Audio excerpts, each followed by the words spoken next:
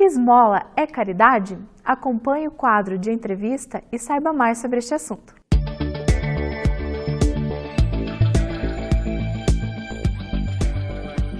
Olá, amigos. Prazer estarmos juntos novamente. Hoje, com Marcelo Garcia Collen, o tema é caridade. Marcelo, obrigado pela tua presença aqui. Parece, Marcelo, que há uma ansiedade do mundo de hoje, e que quem sabe não seja só do mundo presente, no qual nós estamos vivendo, mas há uma ansiedade das pessoas no sentido de que se aguarda um mundo melhor. Por diversas razões, né? A criatura, penso eu, que ela anseia pela felicidade. É provavelmente uma das maiores conquistas da criatura. Daí, o que é que a gente precisa fazer para tornarmos um mundo melhor? O que é que você tem para falar para a gente a respeito dessa questão, Marcelo? Eu sempre fico pensando que a gente não pode encarar a nossa vida, a nossa passagem aqui pela Terra, como um passeio, como um momento, como uma coisa de menor importância. Eu acho que cada um de nós deve obstinadamente buscar pensar o que nós viemos fazer aqui. E, em suma, eu responderia a essa pergunta dizendo, a gente veio até aqui para fazer o mundo um pouquinho melhor. Cada um de nós vem ao mundo com o objetivo de fazer com que o mundo esteja melhor. Quando a gente terminar essa nossa passagem, o que a gente mais quer é poder olhar para a Terra e dizer, olhe, eu consegui deixar algum legado, consegui deixar o mundo um pouco melhor. Porque frequentemente as pessoas ficam esperando que o mundo se melhore por si. É claro que a gente tem vários critérios para pensar o que seria um mundo melhor. A gente podia olhar de um ponto de vista ecológico, de um ponto de vista climatológico, de vários pontos de vista. Mas quando eu penso no mundo melhor, eu penso num mundo sociologicamente melhor. Um mundo onde as pessoas consigam viver com mais bem-estar, com mais harmonia. Um mundo que as nossas crianças possam ter e que seja, sob vários aspectos, superior ao que a gente encontra hoje.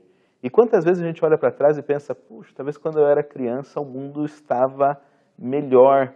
Criar filhos hoje está mais difícil do que foi tempos atrás. E nós precisamos mudar essa tendência e que criar filhos seja uma coisa cada vez mais fácil, que o mundo esteja cada vez mais aprazível para as próximas gerações. Então, para mim, a chave para que a gente possa ter um mundo melhor é ter pessoas melhores. A chave não vai estar em a gente dominar uma força da natureza, dominar os vulcões, os furacões. De fato. Para mim, a chave não vai estar em a gente conseguir povoar uma determinada região, descobrir um novo minério ou qualquer coisa desse gênero. Para mim, a chave para que o futuro possa ser melhor é que nós, como sociedade, cada indivíduo esteja melhor do que está hoje. Para mim, esse é o segredo. O mundo melhor se faz com pessoas melhores. E esse deve ser o nosso principal enfoque. Melhorar os indivíduos, porque os indivíduos melhoram as instituições. Marcelo, você falou que a gente vem para cá, imaginando que a gente sai de algum lugar, entende? E está em algum lugar. Na concepção da doutrina espírita é o processo reencarnatório, né? Saímos do mundo livre e estamos no corpo físico. Mas, na sua concepção, você acha que as pessoas têm noção de que elas vêm para cá para ser melhor? Para comprometer-se em melhorar o planeta Terra, por exemplo? Aparentemente, de uma maneira instintiva, todos nós carregamos de algum modo. É claro que, devido à nossa criação, às nossas relações, às nossas experiências, a gente pode ir afogando um pouco essa ideia. Mas qualquer um de nós tem essa necessidade de deixar um legado. Isso é uma coisa de qualquer pessoa. A gente quer ser o melhor que a gente possa ser, fazer a maior diferença. O que acontece é que, com o passar do tempo, às vezes a gente transvia os nossos valores, né, do que é fazer uma diferença, do que é ser lembrado, do que é deixar uma marca. E daí as pessoas podem se desviar nesse caminho por algum desejo de poder ou de projeção e perder a sua essência. Mas no fundo, essas pessoas, o que elas querem? Elas querem deixar o melhor que elas possam deixar. Da onde você acha que vem esse impulso interior? Porque o impulso interior é isso que eu estou entendendo? Da onde você acha que vem esse impulso interior no sentido de fazer melhor? Isso não é aprendido, sabe? Isso não é uma coisa que os nossos pais nos ensinaram, que a escola nos ensinou. Esse é um instinto que a gente carrega enquanto indivíduos mesmo, né? Entendendo que nós somos indivíduos muito mais do que o nosso corpo, e que a gente traz essa inteligência para o corpo. Nós, enquanto espíritos, trazemos para o nosso corpo esse desejo de nos superarmos, de sermos melhor, de transcendermos essa nossa realidade orgânica e de podermos até nos perenizar pelos nossos atos e as consequências deles para as gerações vindouras, né? Por isso que a gente valoriza tanto também a criação dos filhos. A gente sabe que a gente está dando de nós e deixando um pouco de nós em todos que passam pelo nosso caminho, e em especial nos nossos filhos. Então esse desejo de tratar muito bem, de tentar levá-los ao máximo de potencial, é o nosso próprio potencial sendo ali também levado para as próximas gerações futuras. Então, todos temos esse desejo de deixar algo maior de nós, de sermos mais do que o nosso corpo, do que o nosso nome, do que essa massa que se movimenta para cá ou para lá, de sermos algo mais e de nos superarmos. Marcelo, você falou que alguns, e nos situamos dentro dessa questão, já trazemos esse impulso, mas há também aqueles que, em princípio, parece que desconhecem a sua destinação. É possível a gente imaginar que tem esses elementos na Terra, nesse momento, encarnados? Mais por esquecimento do que por incapacidade, nesse sentido, né? Quem já está estudando um pouco e tentando entender um pouco a doutrina espírita, várias vezes os espíritos dizem para nós que eles não vêm trazer nenhuma grande novidade. E Kardec se intrigou com essa afirmação dos espíritos e disse: mas por que então a gente precisa estar escrevendo tudo de novo? Se a verdade está na natureza, se a lei de Deus está na consciência do ser humano, por que tantos livros, por que tanto estudo? Os espíritos dizem: era necessário relembrar as pessoas disso, era necessário sermos recordados, despertos novamente.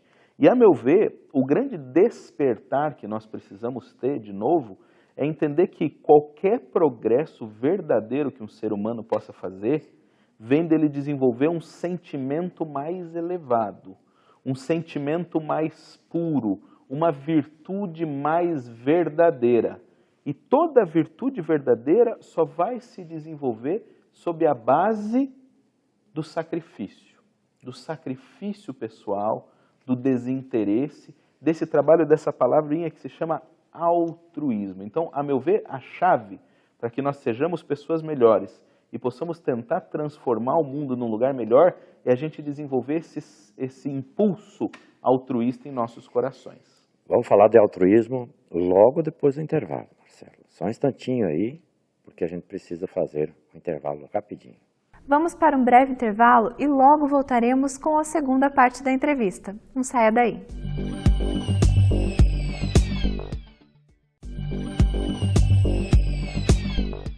Voltamos com o segundo bloco da entrevista, com um tema que faz parte do nosso dia a dia. Esmola é caridade?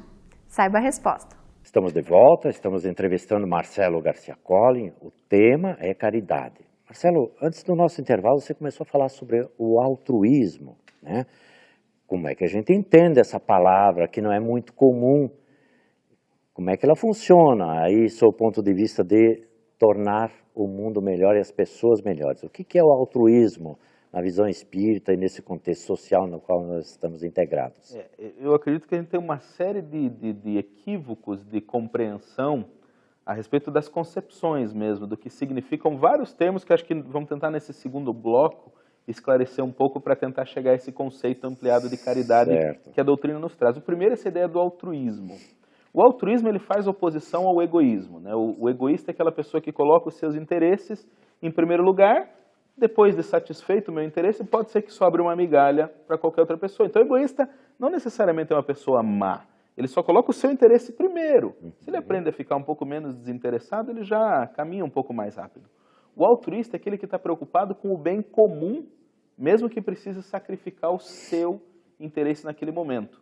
Então não é necessariamente o interesse de uma única outra pessoa. O altruísta é o que põe o bem comum acima dos seus próprios interesses. Então ele é capaz de fazer o sacrifício do seu interesse para oferecer algo mais. O altruísmo é a base para toda a verdadeira caridade. Como é que eu desenvolvo esse impulso altruísta?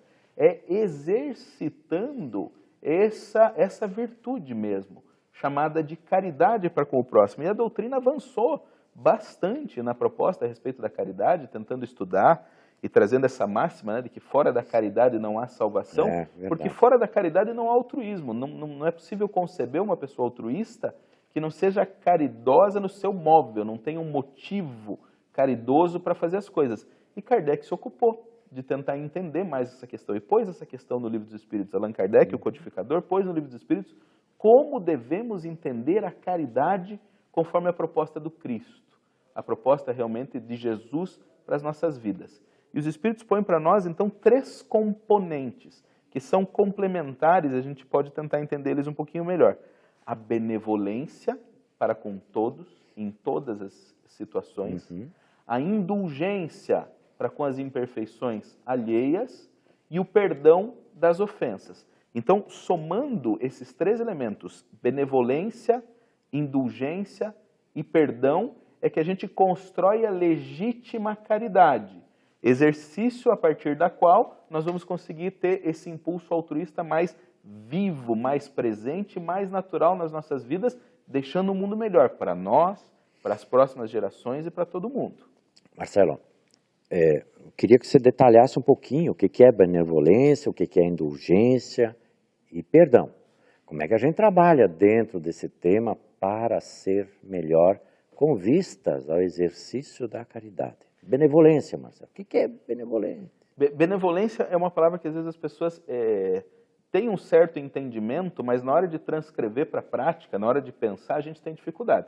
O exemplo claro que qualquer um que está nos assistindo e que qualquer um de nós passa mais do que uma vez por dia, se duvidar, é alguém que chega na nossa frente, estende a mão e diz, me dê. Me dê um remédio, me dê um dinheiro, me dê uma comida, me dê uma roupa. Ele vem e nos pede alguma coisa. E agora, o que é ser benevolente nesse momento? Nós somos colocados aí a hora de pensar qual que é a nossa virtude cristã e o que se espera que a gente faça nesse momento. Muita gente muito estudiosa, muito mais estudiosa do que eu, procura analisar esses efeitos do assistencialismo, do conceder, e já foi percebido que em diversas situações você simplesmente dá o que uma pessoa está te pedindo, pode fazer com que ela se torne dependente, irresponsável, sem energia, sem força para ser melhor. E você sinceramente pode ficar numa dúvida, e agora? O que eu faço? Eu tenho o recurso para fazer e qual que é a minha posição? Então vamos tentar entender um pouquinho melhor, vou dar mais uma volta nesse nosso pensamento. Quando nós temos um filho de 2, 3 anos, é uma fase bem crítica assim, ele nos pede lá, pai, eu queria um chocolate. E você tem o chocolate. E você diz, não, mas agora é hora da comida. Daí ele se joga no chão e começa a gritar, mas eu quero um chocolate, um chocolate, um chocolate. Ele começa a chorar e se desespera e diz que você odeia, que você não gosta dele, que você não se preocupa com ele. E daí está a mãezinha, o paizinho ali, e agora, o que é fazer o bem para essa criança? Eu tenho chocolate. E dela lembra que ela na infância não tinha chocolate, como ela queria chocolate, e a mãe dela não podia comprar, e agora eu posso comprar, como é que eu me porto? O que é ser benevolente nesse caso? Bom, para a criança está claro. Para a criança nós temos que aprender a botar o limite, dizer que as coisas têm hora. E agora? E como é que eu faço com a pessoa ali? Porque o meu filho, que eu vejo todos os dias, eu tenho uma outra relação. Às vezes não fazer a vontade do outro é fazer o bem. E para aquela pessoa que está ali na minha frente? Não tem essa resposta. Mas eu tenho uma ajuda para a gente tentar entender melhor isso. Benevolência, na etimologia dela, o que tem no meio é essa história do volência, né? O que é volência? Volência é volição. Volição é a nossa vontade. Então você atuar cheio de benevolência é atuar no desejo sincero, na vontade mais pura de fazer o que é bem, de fazer o que é certo naquele momento. Então é você tomar do seu coração o que você tem de mais puro, de bom desejo, de bom, eu vou fazer o que me parece ser o mais certo nesse momento. Isso é ser benevolente. Às vezes a gente vai cometer um erro, mas ainda assim tomado de benevolência. O meu desejo sincero era acertar. Então essa deve ser a nossa principal preocupação para sermos caridosos. Marcelo, em 1 minuto, indulgência e perdão. Indulgência tem a ver com indulto. Indulto é aquilo que eu digo para você, olha, você cometeu um erro, mas nós vamos deixar de lado. Então, qual que é a diferença entre perdoar e ser indulgente? Ser indulgente é quando eu estou perdoando uma ofensa que você cometeu para outra pessoa. Eu estou sendo indulgente. É um erro que você cometeu, um erro alhures. Quando o seu equívoco doeu direto em mim, eu fiquei ofendido por aquilo. E daí eu tenho que ter capacidade de perdão. Benevolência, indulgência e perdão, dependendo do dicionário, são termos, inclusive, usados intercambiavelmente. Então, para a gente tentar entender essa complementaridade, rapidinho, que os Espíritos colocam, benevolência fala daquele impulso, daquele desejo sincero de acertar em todos os momentos. Indulgência, para com os erros que a vida nos apresenta nos diversos momentos. E o perdão, quando esse erro nos trouxe um dano diretamente ao nosso coração. O principal erro no entendimento do perdão é achar que perdoar é esquecer. Esquecer é problema de memória e não problema de virtude. Nós até já comentamos disso em outros momentos, e dá para encontrar pela internet, quem quiser procurar a nossa conversa sobre o perdão. Perdoar é a capacidade de deixar para trás a ofensa, aquele sentimento negativo que me gera, você me derrubou, você me destruiu, e dá a chance para que o outro possa reconstruir esse caminho. Benevolência, indulgência e perdão para um mundo melhor. Esse é o convite que nós queremos deixar para todos. Certo, Marcelo. Falando sobre altruísmo, falando sobre caridade, para fazer um mundo melhor. Marcelo, obrigado pela tua presença aqui. Tanto só, a Vida em Foco continua.